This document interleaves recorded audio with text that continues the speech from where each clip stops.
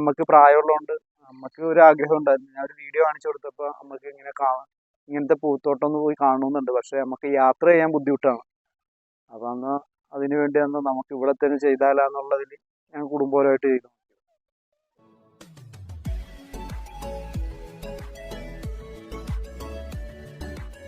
ഈ സൂര്യകാന്തി പൂന്തോട്ടം ഇവിടെ കൃഷി ചെയ്തിരിക്കുന്നത് എന്തായാലും സൂര്യന് വേണ്ടിയിട്ടല്ല. തൃക്കാക്കര നഗരസഭയിലെ 19-ാം വാർഡിലെ കൊല്ലംപറമ്പിൽ ഭവാനി എന്ന അമ്മയ്ക്ക് കാണാൻ വേണ്ടി മക്കളായ വിജയനും ശശിയും നിർമ്മിച്ച സൂര്യകാന്തി പൂന്തോട്ടമാണ്.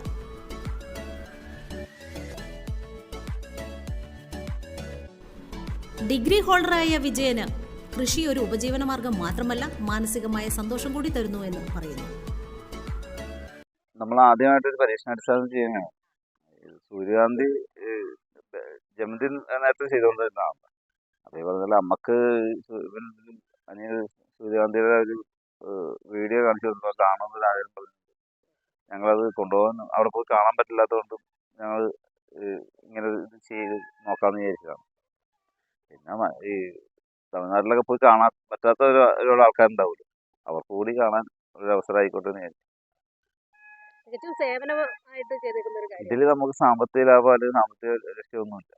നമുക്കിത് ആൾക്കാർ വന്ന് കാണുമ്പോൾ ഉള്ള സന്തോഷമാണ് നിലവിൽ ഉള്ള സന്തോഷം.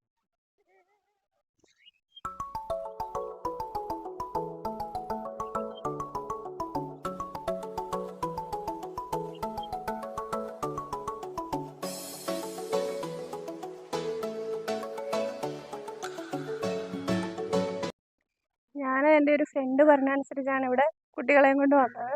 അവർക്ക് പറഞ്ഞപ്പോൾ ഭയങ്കര ഇൻട്രസ്റ്റിംഗ് ആയിരുന്നു. അതുകൊണ്ടൊന്ന് രാവിലെ വന്ന് കാണാമെന്ന് വെച്ചു. എല്ലാം നല്ല സൂപ്പറാണ്. നമ്മുടെ ഇവിടെ ഇങ്ങനെ ഒരെണ്ണം നമ്മൾ പ്രതീക്ഷിക്കാത്തതല്ലേ.